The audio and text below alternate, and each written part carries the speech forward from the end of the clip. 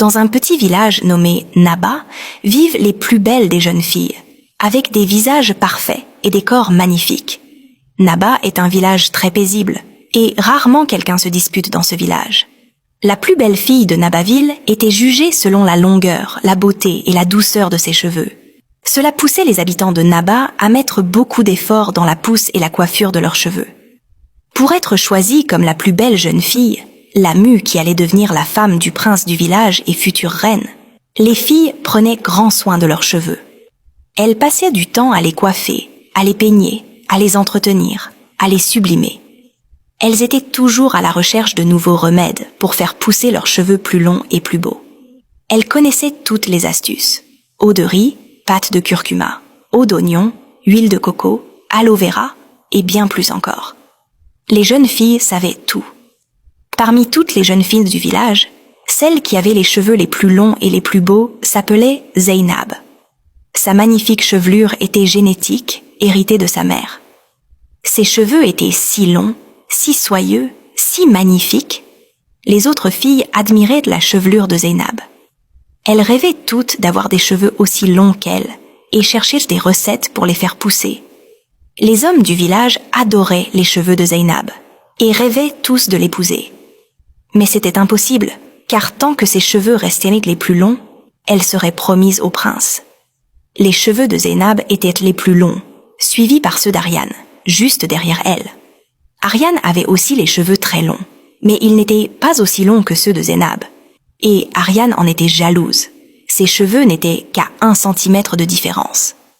Elle chercha tous les moyens pour faire pousser ses cheveux plus que ceux de Zeynab, mais en vain, car les cheveux de Zeynab restaient les plus longs.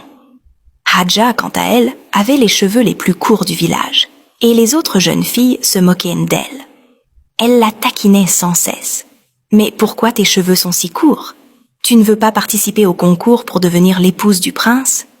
Mais Hadja s'en fichait. Elle ne croyait pas que la beauté dépendait de la longueur des cheveux. Elle voulait juste vivre tranquillement, et cela lui suffisait. Un jour, une coiffeuse professionnelle arriva au village. Elle s'appelait Nasha. Elle ouvrit un petit salon joliment décoré dans le village. Elle parcourut les rues en disant aux filles de venir sublimer leurs cheveux dans sa boutique.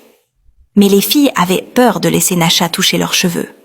Après tout, c'était une étrangère, et personne ne la connaissait. Mais Ariane, la fille avec la 2e plus longue chevelure, était désespérée. Elle voulait absolument que ses cheveux dépassent ceux de Zeynab. Alors elle alla chez Nasha. Nasha fut ravie de voir Ariane. Et quand elle vit ses cheveux, elle sourit encore plus. Ariane la supplia. « Je veux des cheveux plus beaux que ceux de Zeynab, s'il te plaît, ne me déçois pas. » Et Nasha lui promit de rendre ses cheveux magnifiques. Quand Nasha finit de coiffer Ariane, cette dernière n'en revenait pas. Elle se trouvait plus belle que jamais. Elle paya Nasha et quitta la boutique en souriant, le cœur léger, tandis que Nasha souriait en secret, un sourire maléfique. Les autres filles du village n'en revenaient pas, mais regardaient comme Ariane est devenue belle, plus belle que Zeynab. Et elle marchait dans le village, fière, les cheveux dans le vent. Zeynab la regardait de loin, rongée par la jalousie. Les filles se réunirent en secret et décidèrent d'aller, elles aussi, se faire coiffer chez Nasha. Mais 4 jours après, quelque chose arriva. Ariane se réveilla un matin, sentant que quelque chose n'allait pas. Elle passa devant son miroir et elle hurla. Elle était chauve. Ses cheveux avaient disparu. Elle ne comprenait pas ce qui se passait. Elle pensait rêver.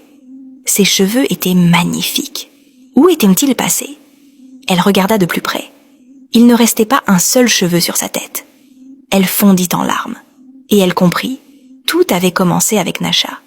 Elle attacha un foulard sur sa tête et courut vers le salon de Nasha. Ce que Nasha réserve aux autres filles du village va te choquer. Si tu veux la suite de l'histoire like, mets en commentaire partie 2, partage et mets en favori la vidéo et abonne-toi pour ne pas rater la suite. Car ce que Nasha réserve aux autres filles du village va te choquer.